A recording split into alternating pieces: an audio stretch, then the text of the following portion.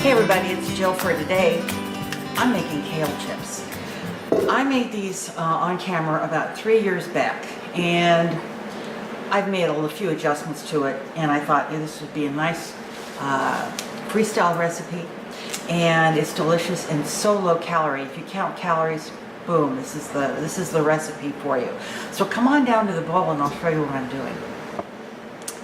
Okay, I have a whole bowl here. This was one head of kale, which I took off the main stems and I tore up into nice big pieces. And you know where you see those really heavy stems in the leaf, I try to rip those off as well because it's tough. Like actually here, there's a little one, just a little too tough. So I'm gonna pull that off right there. I washed and dried them thoroughly. You gotta have these really dry. And so the first thing I'm going to do is take a teaspoon or two. I haven't quite decided yet. I'm going to try a teaspoon. It's not enough. I'm putting 2 teaspoons in there. Okay, so we're going to go 2 teaspoons. And I'm going to really mush this up. Really mush it up. I'm going to bring you in a little bit so you can see it a little closer. There, that's much better, isn't it? Okay, so I'm mushing and I'm mushing and I'm mushing. And what this does, you're really massaging that olive oil into the kale leaves. It starts to break them down and make them a little more tender. And it also, of course, really distributes that olive oil nicely.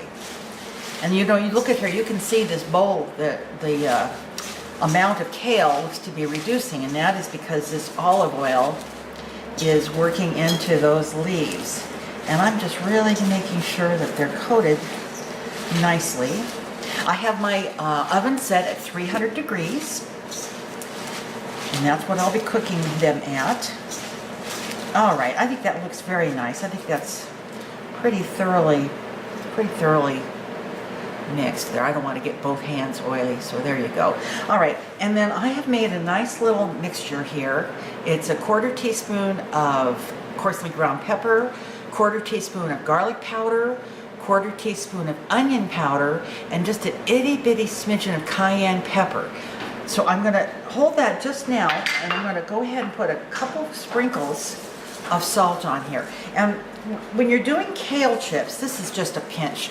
When you're doing kale chips like this, you have to be careful of not putting too much seasoning, especially salt, on here, because as these chips, as the kale bakes, of course it's shrinking, but the salt is not shrinking, right? So you're going to have to, think about that. You don't want to put like a teaspoon on here thinking that's going to be, great, because when those chips shrink up, that kale shrinks up, that salt's going to be still there. All right, so that was just, as I said, just a couple of little sprinkles. And now I'm going to sprinkle on this seasoning mix.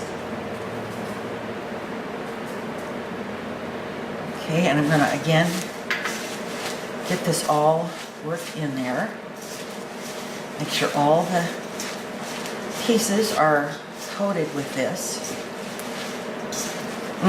Oh. You know what I smell especially is the olive oil and the onion powder, and oh boy, does that smell wonderful. Very, very nice. Okay, I'm going to get myself a paper towel so I can wipe my hands off.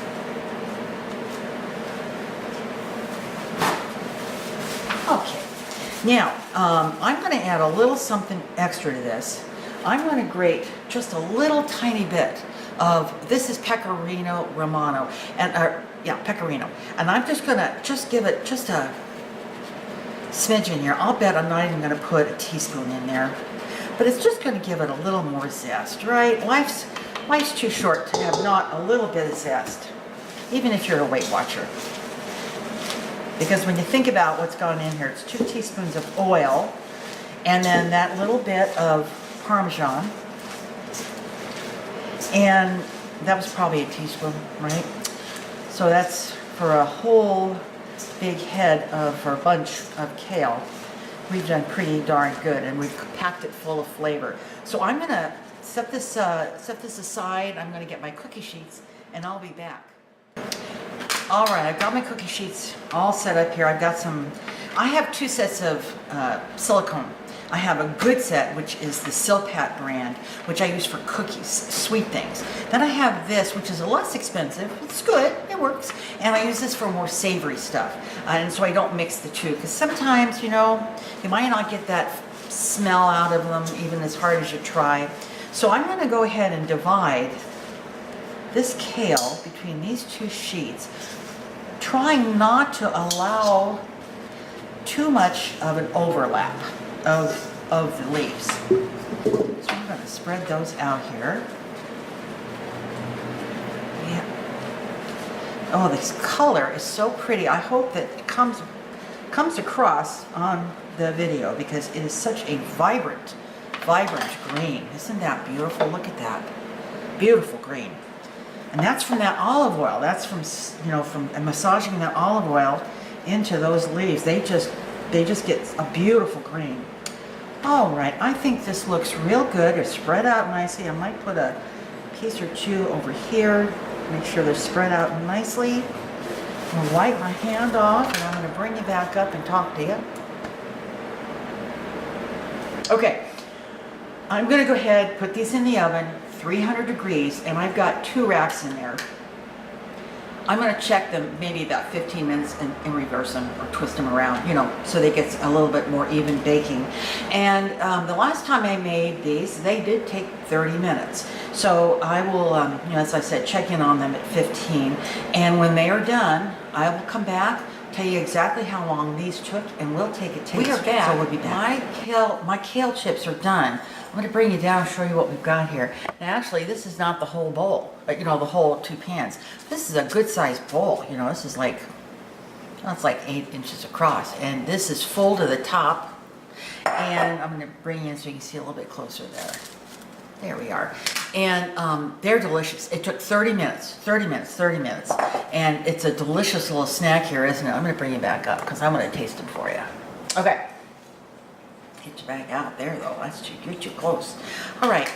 So let's go ahead and take a taste. The director's already tasted them. He said they were fabulous. Spicy. Spicy.